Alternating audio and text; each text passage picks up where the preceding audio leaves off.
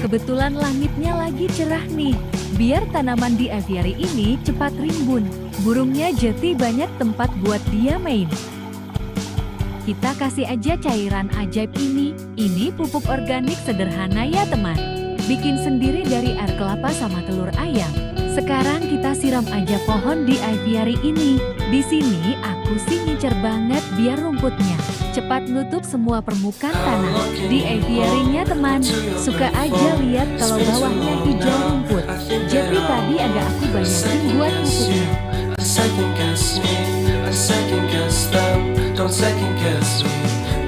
Kalau pohon di aviary ini juga masih sederhana ya teman-teman.